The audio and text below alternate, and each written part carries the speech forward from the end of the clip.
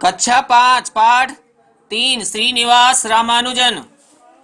श्रीनिवास रामानुजन का जन्म तमिलनाडु प्रांत के ईरोद नामक गांव में 22 दिसंबर 1887 को एक निर्धन ब्राह्मण परिवार में हुआ था। उनके पिता का नाम श्रीनिवास अयंगर। उनकी प्रारंभिक शिक्षा कुंभकोणम में हुई थी। वे अत्यंत मेधावी और तीक्ष्ण बुद्धि के बालक थे। उन्होंने 1897 में पूरे तंजौर जिले की प्राइमरी शिक्षा में प्रथम स्थान प्राप्त किया। उसके बाद उन्होंने तंजौर के टाउन हाई स्कूल में प्रवेश लिया। वहीं से उनका गणित के प्रति रुझान हो गया। 1903 में उन्होंने मैट्रिक की परीक्षा प्रथम श्रेणी में उत्तीर्ण की। आगे की पढ़ाई के लिए उन्हें छात्रवृत्ति मिलने लगी। गणित में विशेष रुचि के कारण वे अन्य विषयों का समुचित अध्ययन नहीं कर पाए। इसका परिणाम यह हुआ कि वे एफए की परीक्षा में गणित में तो पूरे अंक पा गए, पर दूसरे विषयों में पात्रता के अंक नहीं पा सके और परीक्षा में फेल हो गए। छात्रवृत्ति बंद हो गई और धन की तंगी के कारण उन्हें पढ़ाई छोड़ देनी पड़ी। इस समय वह कैम्ब्रिज विश्वविद्यालय के प्रोफेसर गणित की नवोदय और मौलिक प्रतिभाओं को प्रकाश में लाने के लिए प्रसिद्ध हो चुके थे। रामानुजन ने प्रोफेसर हार्डी को एक भावपूर्ण पत्र लिखा और उसके साथ ही गणित के अत्यंत दुर्लभ और असाध्य सूत्रों के मौलिक हल लिखकर भेजे। अपने पत्र में उन्होंने लिखा था, यद्यपि मैंने विश्वविद्यालय शिक्षा प्राप्त नहीं की है, परंतु मैं अपना मार्ग स्वयं तलाश कर रहा हूँ। मैंने डाइवर्जेंट श्रेणी पर कार्य किया है और मेरे परिणामों को गणित के स्थानीय विद्वानों ने आश्चर्यजनक कहा है। मैं अनुभवहीन हूँ, इसलिए आपका मार्गदर्शन मेरे लिए उपयोगी होगा। प्रोफेसर हार्डी ने रामानुजन के द्वारा भेजे हुए सूत्रों और शोध पत्रों का गहन अध्ययन किया।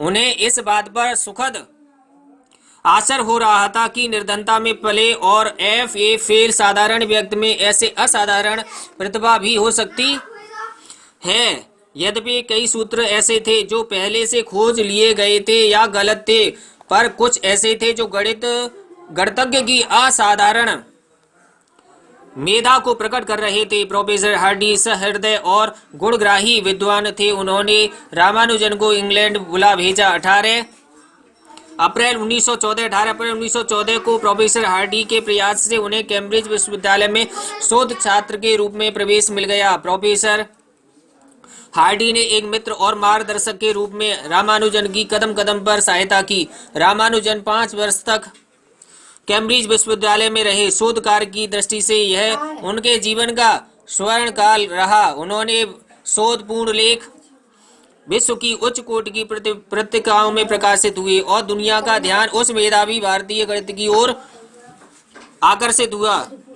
रामानुजन हर समय गणित के सूत्रों में खोए रहते थे। उन्हें अपने आराम और खाने पीने की भी सुध नहीं रहती थी।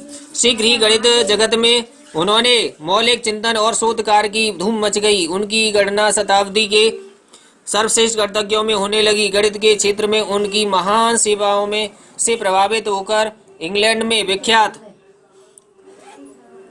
विद्वत रॉयल सभा सोसाइटी ने उन्हें सम्मान पूर्वक अपना फॉलो बनाया। आज भी इस सभा का फॉलो बनना किसी भी विद्वान के लिए गौरव की बात मानी जाती है।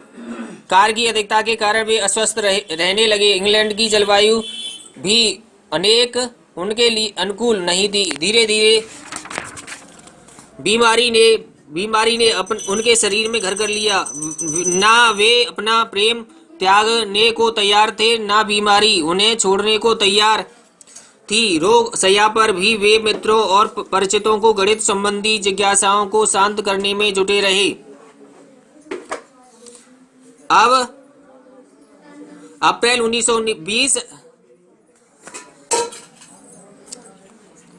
जब अथक प्रयत्न करने के बाद भी इंग्लैंड में उनके स्वास्थ्य में सुधार न हुआ, तो मित्रों की सलाह मानकर अप्रैल 1919 में वे भारत चले आए। भारत आने पर उनका अभूतपूर्व स्वागत हुआ। अनेक भारतीय विश्वविद्यालयों ने उन्हें डॉक्टरेट की मानद उपाधि से सम्मानित करके स्वयं को गौरवान्वित अनुभव किया। उनकी प्रशंसा में अनेक लेख छापे गए। भारत आने पर भी उनके स्वास्थ्य में कोई सुधार नहीं हुआ। धीरे धीरे उनकी स्थिति गंभीर होती चली गई। 26 अप्रैल 1920 को 32 वर्ष की अल्पायु भोगकर गणित के विशाल आकाश को अपने आलोक से जगमगा देने वाला वह नक्षत्र महाज्योति में विलीन हो गया।